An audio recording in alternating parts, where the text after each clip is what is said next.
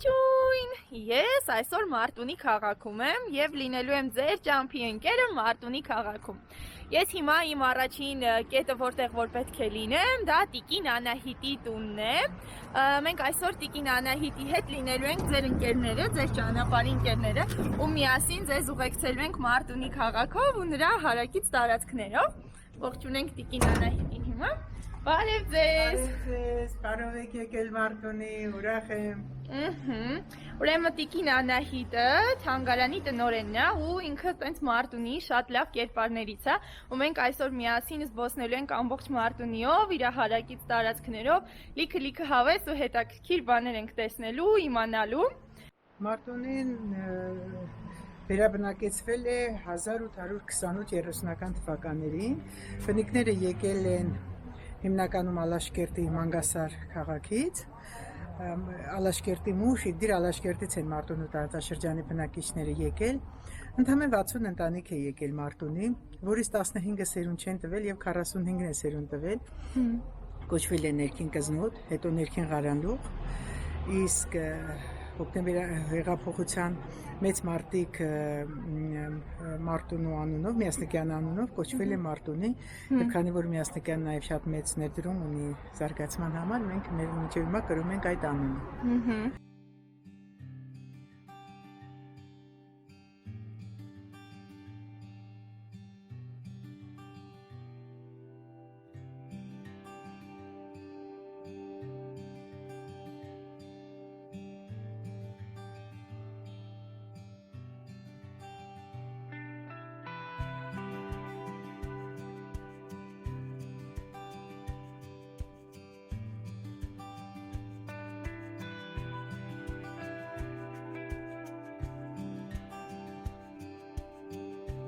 Տիկին Անահիտը ինձ ուղեկցել է մի շատ հետաքրքիր տեղ, այն Հայաստանի ազգային պատկերասրահի Մարտունու մասնաճյուղն է։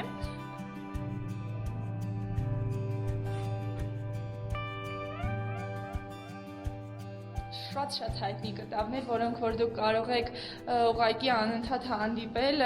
սոցցանցերում կամ օնլայն պատկերասրահներում։ Հետաքրքիր է, որ այսպիսի նմուշներ պահպանվում են հենց այստեղ։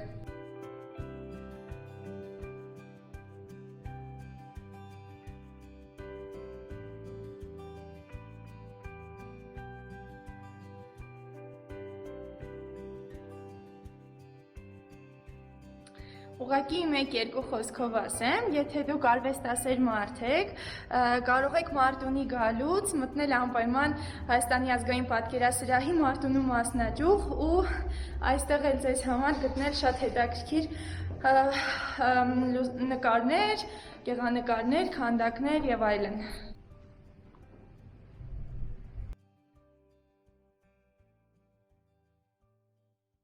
Պատկերասրահում է գտնվում ծառաբնում հայտնված խաչքարը, սա Քյալբաջարից բերված ծառ է, կաղնի փայտ է, վառելափայտ որպես վառել է, բերում են մարդիկ, այնտեղից կտրտում են և վառելու համար օգտագործում են։ Այսպես ծառը այսպես են հատում, ինչպես տեսնում եք, հետո սկսում են այսպես մանրել և մանրելուց տեսեք, այստեղ ոչինչ չկա, հետո երկրորդ հարվածից սա է բացվել, որտեղ քարը կիսվել է, և երրորդ հարվածից, երբ որ հենց այսպես խփել են կացինը, սա է բացվել։ Ու խաչքարը հայտնվել է ծառաբնում, երկար ժամանակ պահպանված է, ըստ մասնագետների մոտ 100 տարի կարող էր ծառը այսքան աճել և իր մեջ ներառել խաչքարի կտորը։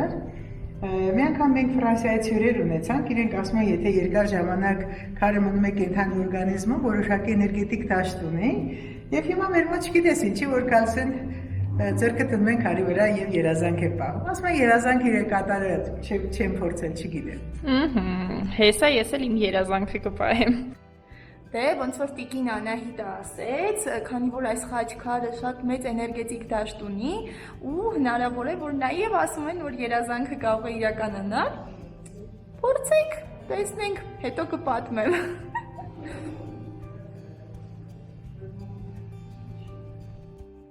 Ահա, ուրեմն Մարտունու հաջորդ ամենահայտնի, այսպես ասած, այցեքարտը դա կանեփով քյուֆթան է կամ կանեփով տոլման։ Մենք եկել ենք Տիկին Սաթենիկենց տուն, որպեսզի Տիկին Սաթենիկ ձեռքով արեք։ Մենք այսօր Տիկին Սաթենիկի հետ պատրաստելու ենք կանեփով քյուֆթա, ես ասում եմ կանեփով քյուֆթա,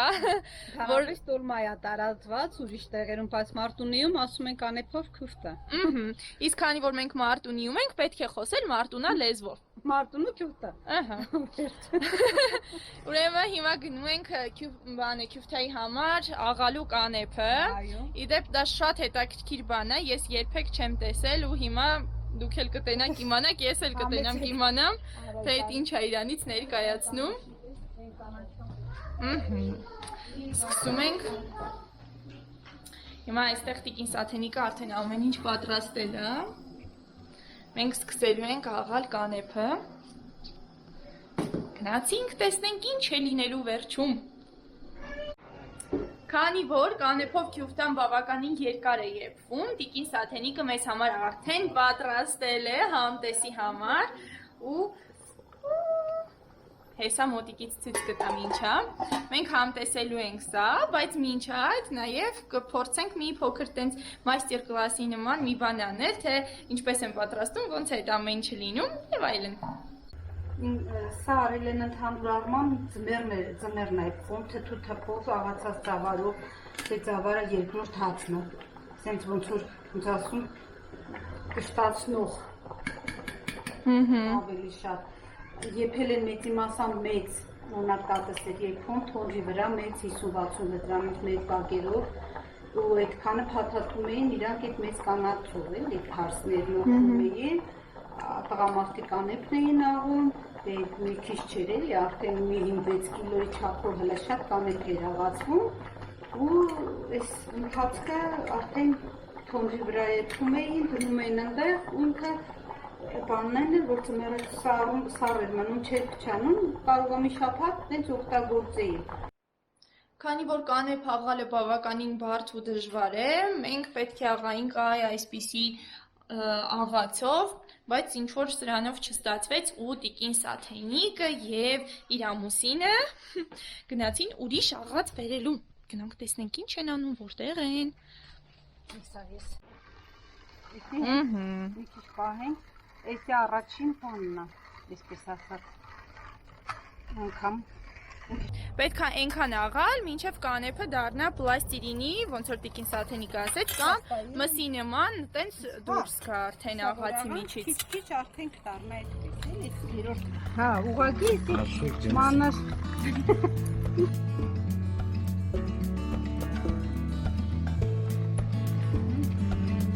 Կանեփի աղալը վերջացրին։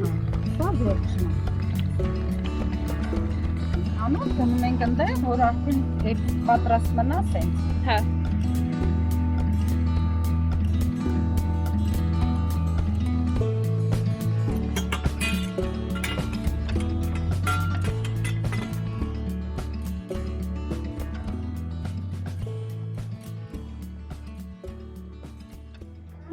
Փաթաթում ենք անպայման եռանկյունաձև, այնպես պետք է ստանանք, որ ինքը դառնա եռանկյունաձև, այսպես։ Մի կանցնենք, ես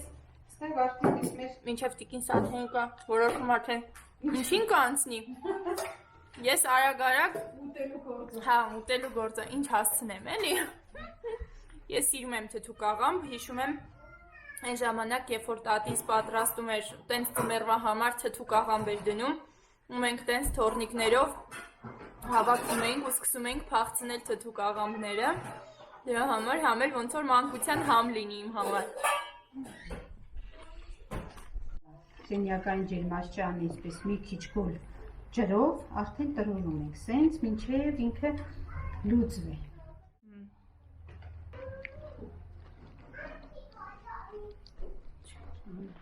Ահա, ուրեմն արագ ասեմ, թե հետո ինչ է լինում։ Այս երբ որ կանեփը 2 անգամ անցկացնում ենք ջրի հետ, լուծում ենք եւ շիրան դուրս է գալիս, Արդեն այդ ընթացքում տոլման ինձ թվում է երբում է, չէ՞ Մենք արդեն։ երբելու տոլման դրա այդ շիրա հանելը հետո ենք հանում։ Մինչև շիրան հանում ենք, այնի երբում է համարյա։ Ու երբ որ այս համարյա արդեն երբված է լինում, սրա վրա լցվում է կանեփի շիրան արդեն։ Ու արդեն երկուսը միասին երբվում են եւ այդ համային հատկությունները խառնվում են ծավալի մեջ, հետո քուֆտայի մեջ ու համովանում է վերջում արդեն լրիվ պատրաստ լինելու դեպքում ավելացնում ենք առաջի քամած շիրա 5 րոպե էլ այդ քամած շիրա առաջի շիրայով եկվում է ու վերջ Իսկ առաջի շիրան ավելի խիտ է, ավելի թանձր, ավելի խիտ է, ինքը ու յուղը մեծամասամբ առաջի շիրայի մեջ է մնում, դրա համար վերջում երում արդեն այդ յուղը դուրս է տալիս։ Փաստորեն ես կարամ նաև խոհարար լինեմ, որովհետև այն ոնց որ ասում են քթածակը կա էլի։ Հա, ամեն ինչը տեղում է։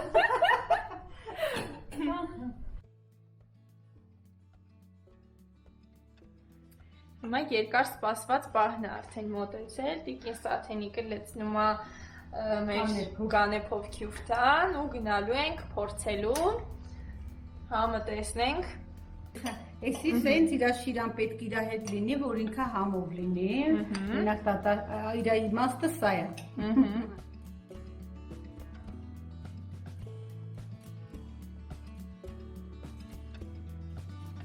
Հիմա փորձում ենք։ Ես երբեք չեմ կերել սենց բան, ու իմ համար էլ է, վայ կարմիր բիբարը մոռացա ճիշտ է, ու իմ համար սա շատ մեծ համային նորություն է լինելու։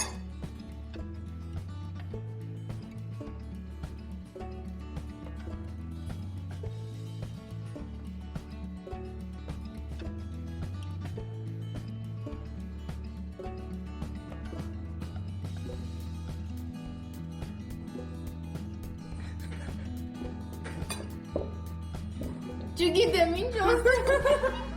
Համովը ոչ լավ է, հա։ Չէ, համովին շատ համով է։ Ահա որ ինչ որ էկզոտիկ բան է, որից որ ես կյանքում չեմ փորձել, ու դից չեմ կարող։ Չգիտեմ ինչ ասեմ, բայց հաստատ փորձել պետք է ու դες պետք է ունենալ ձեր փորձած հետաքրքիր սնունդների ցանկում, անպայման պետք է փորձել Մարտունի կանեփով քյուֆտան։ Նենց որ եկեք անպայման փորձեք, եթե հնարավորություն կունենաք։ Գնացինք։ Մի հատ կենաց ասեմ։ Այո։ Բարով եք եկել։ Շատ շնորհակալություն։ Եկեք եւ կանցնեք, սա շատ կարևոր ճանապարհ է մեր տանկով անցնում։ Ձեզ շատ շնորհակալություն հյուրասիրության համար, համեղ սննդի համար, մեզ ընդունելու համար։ Ինքրեմ, շատ ուրախ եմ դերականութանալու, անհանգստանալ դիվեց։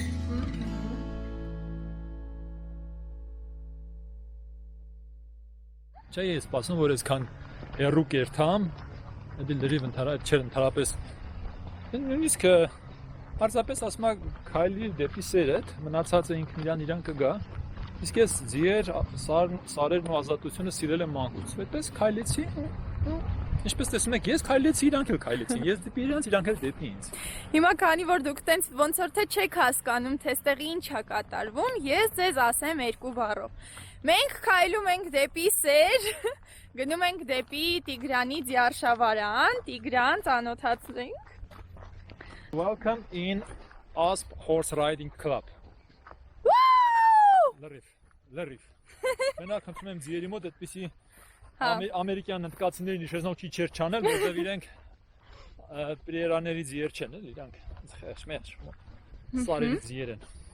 Հա, այսինքն իսկ ցեղատեսակներով, ինչ որ առանձնահատկություն կան, կա որ ձիերի մոտ։ Լավ։ Գնացինք ձիերի մոտ։ Այսի մեր մարալն է, ինքը մենք իրան ձեռք ենք բերել։ Ես ափսոս շաքար չունեի, եթե գաք մյուս անգամ ձեր հետ անպայման շաքար վերցեք, որ այսեն շաքարն է ուտեն ձիուկները։ Իրենք շատ են սիրում շաքար, որովհետև շաքարն իրենց օրգանիզմում չկա, մենք սովորեցնում ենք, որովհետև դա գրավելու միջոց է, ձիուն գրավելու միջոց է։ Հա։ Մարալը մեր ամենաարագավազ, ամենադժվար կառավարվող ձին է, եթե չասեմ ամենախելագարը, որովհետև ինքը խելայեղ արագություն ունի եւ ինքը նաև շատ հավատարիմ է, որովհետև սարերում ես իրան երբեք չեմ կապում, ինքը տուրերի ժամանակ ես իրան պարզապես ազատ եմ թողնում եւ ինքը կարա շրջի, վազվզի դեզներ, բայց ինքը վերջում անպայման կգա կկայնի կողքից։ Ինքը հայկական ձի կոչված կամ Ղարաբաղյան ցեղատեսակի հեռավոր արյուն կրողն է, ըստ մասնագետների վկայության ինքը մի 35% այդ արյունը իր մեջ կրում է, իսկ դա շատ լավ հիմք է, որպեսզի Իրանից ինքը դառնա այն հիմքերից մեկը, որը մեզ կվերադարձնի հայկական ցեղատեսակը։ Դա իմ ամենամեծ երազանքներից մեկն է։ Ինքը հարգանք է սիրում, սեր է սիրում, ինքը հոգատարություն է սիրում ու նաև հասկանում է շատ արագ։ Եթե դու իրեն այդ չափորոշիչներից ելնելով չպահես, ապա ինքը առաջին հնարավորության դեպքում կփախնի քո ձեռից։ Որովհետև ամենակարևոր չափորոշիչներից մեկը մարդկային կյանքի համար պետք է լինի սերը, բարությունը։ Այդ որ դու սերը տվեցիր, դա առաջին քայլն է։ Ինքն էլ իր սերն է տալիս։ Ինքը իր մեջքն է տալիս։ Ինքը ամեն ինչ տալիս է քեզի։ Բայց նաև դու որպես մարդ, որը վերցրել է ամեն ինչ, գոնե մի քիչ պիտի հետ տաս։ Այն որ դու խոտ ես տալիս, գարի ես տալիս, ջրում ես եւ այլն մաքրում ես, դա իրականը չի։ Դա նաև ուրիշ բաներ պիտի տաս։ Մի քիչ քո հոգուց պիտի իրան տաս։ Իդեպ Տիկին Սաթենիկը ձեզ հրավիրում էր կանեփով քյոֆթա ուտելու։ Ես սկզբից որ ասեի, ես ոչինչ իջնեի։ Կերակ։ Հա։ Ահա։ Ես ակերտան։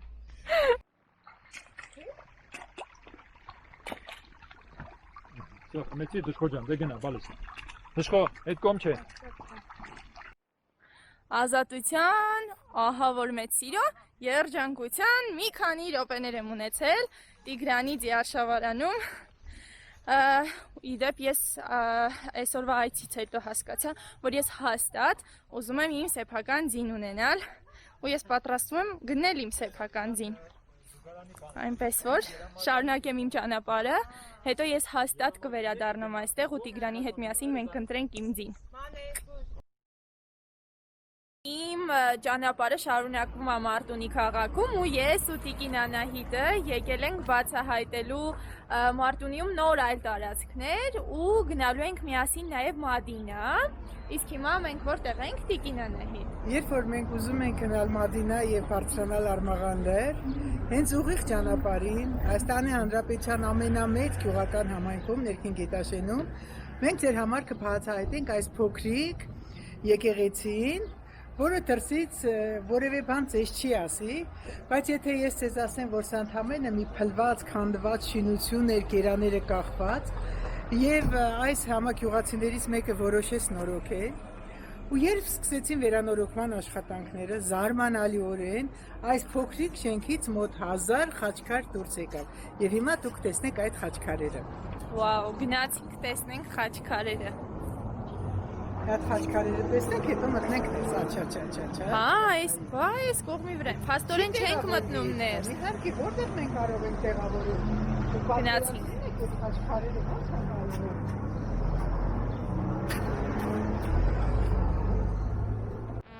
Լցրել են, պահել են, որ չփչանա կամ չջարդեն։ Երևի ինչ-որ արշավանքների, բաների ժամանակ։ Պատերի մեջ է, դրեցին այդ խաչքարերի կտորներից, եթե տեսնում եք, այսպես պատերի մեջ դրեցին, որովհետև տարբեր տեղեր տեղավորեցին, բայց ավելի մեծերը, տեսեք այստեղ քանի խաչքար, պատշի արեցին խաչքարերով, այսպես շատ գեղեցիկ շարեցին։ Եվ այսպես շարեցին ամբողջ խաչքարերը այսպես։ Շատ հետաքրքիր է։ Մոտ 1000, չէ, ասեցիք։ Տեսեք պատերի մեջ բոլորը հաշվելով մեծ ու փոքր 1000 խաչքար, բայց միայն մեծերը կարծեմ 700-ը, այսպես որպես մեծերը 700։ Այստեղ մի հետաքրքիր բան կա նաև, ինքը երևի լեռը, տեսեք ին վերևներ խաչքարեր կան դրա, տեսեք պատերի մեջ, այսպես շարեցին խաչքարեր, տարբեր խաչքարերի կտորներ, այսպես խաչքարեր շարեցին։ Ահա։ Եվ հետաքրքիր է այս քարը ուզում եմ հատուկ, տեսեք բոլոր քարերի վրա խաչեր են արած։ Ես չգիտեմ սա ինչ ցուցան է, որ իրենք ինչ սրբատեղի է եղել սա, որ ժայռերի վրա իրենք խաչեր են արել այսպես։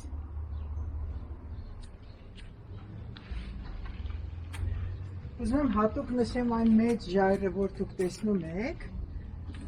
Տեսեք այդ մեծ ժայռը, որը Ահա։ դեպի շենքի ներս է գնում, դա մեծ ժայռ էր, որի վրա այդքան շատ սիրուն մանրաքանդակ արած խաչքարեր կային, որովհետև եկեղեցին հնարավոր չէր այնպես նորոգել, որ ամբողջ ժայռը վերցնել,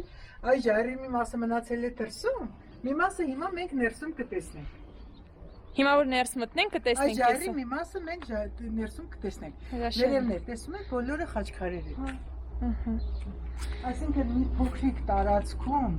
այսքան խաչքարեր, իհարկե երև ուսումնասիրման կարիք ունի։ Հա, իհարկե, ես էլ եմ կարծում, որ հաստատ ուրեմն գնանք ներս նայենք։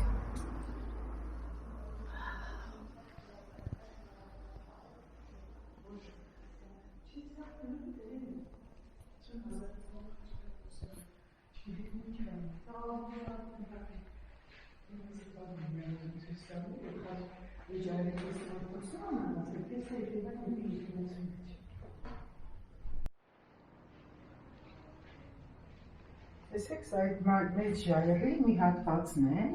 որը ներս մտավ եւ նրա վրա այդպես խաչեր կան քանդակված։ Ու հիմա հետաքրքիր է, տեսեք, ժայռի ջուրը գալիս է, այստեղ թրջվել է արդեն։ Հա, այստեղ թրջվել է։ Որովհետեւ ինքը միասնություն է, մեկ քարի մեջ կեսը պատից դուրս է, կեսը ներս է։ Եվ ամենամեծը կարծեմ սա է, որ ներս ալա, տպավորիչ էր սա։ Ոնց որ թե նայ եկեղեցու մեջ է եղել վառված, սևացած հատվածներ կան։ Իջարը կարող եք այսպես ամբողջովին նկարել դուրս գալ։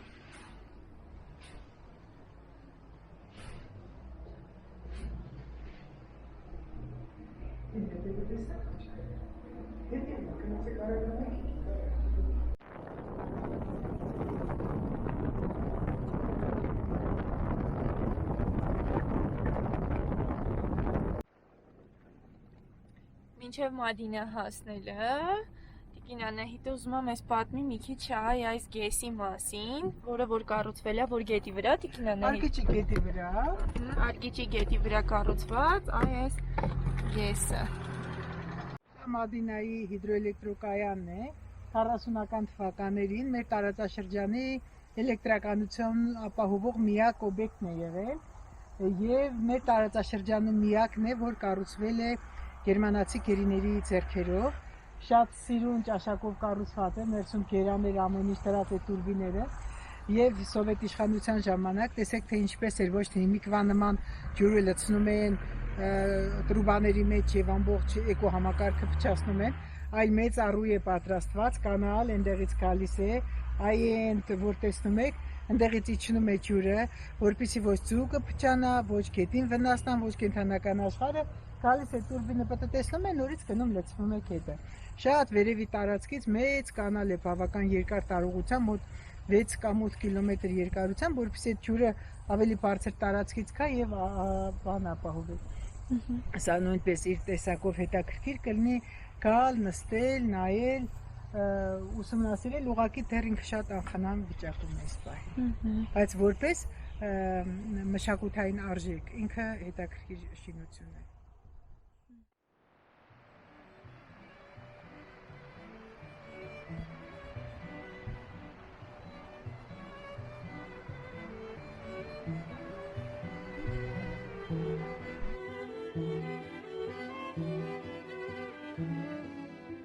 Ուրեմն մինչև Ալմաղան հասնելը Մադինա գյուղի շատ կոլորիտային մի տեղ ենք մենք կանգնել, հեսա Տիկին Անահիտը կասի թե մենք ուր ենք եկել։ Այս տունը կառուցեց Ներսես Կարապետյանը որպես արվեստանոց, որը կլիներ այդ հավաքատեղին, որտեղ տարբեր եւ հյուրերը եւ ներսի եւ Մարտունու տարածաշրջանի արվեստասեր, արվեստագետ հասարակությունը կգար եւ ինչ որ մի ժամանակ անցկացներ, ինչ որ մի հաճույք ստանար այս հատվածից։ Սա մի հրաշք տարածք է Արկիչի գետի հենց ուղիղ եթե կիրճի վրա կառուցված, ինքը յուրովի ճարտարապետական լուծում ունի, թվում է թե մի ամրոց է եւ ներսում ամբողջովին իր նկարներն են, իր ոգին։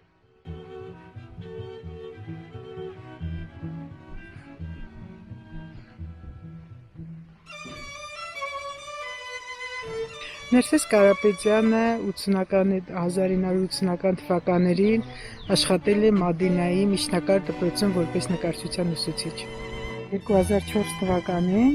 Ներսես Կարապետյանի ստեղծագործությունների անհատական ցուցահանդեսը բացվեց ժողովրդական ստեղծագործությունների կենտրոնում, որտեղ ներկայացվեց ինչպես նրա գեղանկարները, այնպես էլ բանաստեղծությունները եւ տպագրվեց նաեւ այսպիսի մի փոքրիկ գրքույկ, այսինքն որ Ներսեսը բազմակողմանի շնորհալի մարդ էր, ոչ թե միայն նկարում էր,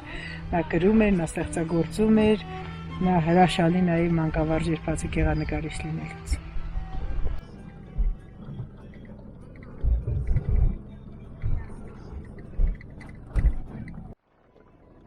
Գնում եմ դեպի Արմաղան լեռ, փորձենք բարձրանալ, իհարկե շատ ուժեղ անձրև է եկել ու մի փոքր վտանգավոր է դարձել ճանապարհը, որը որ տանում է դեպի Արմաղան, բայց փորձենք բարձրանալ, փորձենք հասնել, տեսնել արդյոք հնարավոր է թե ոչ։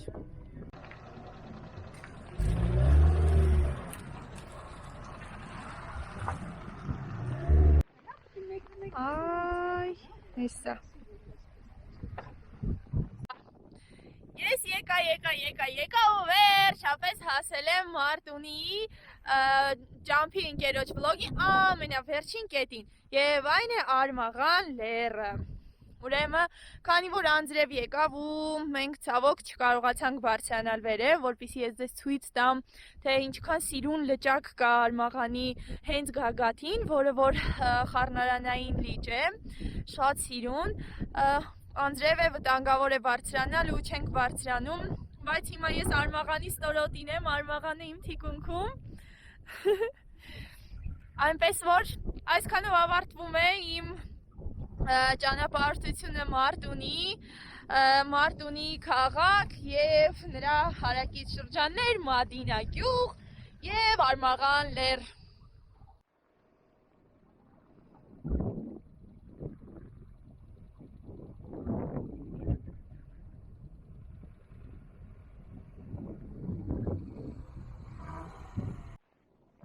Եվ վերջում ուզում եմ անպայման ասել, որ յուրաքանչյուր ճանապարհ դառնում է մի քանի անգամ ավելի հետաքրքիր, երբ դու քեզ հետ ունենում ես լավ ջամփի ընկեր։ Այնպես որ դարձեք իմ ջամփի ընկերը։ Կհանդիպենք։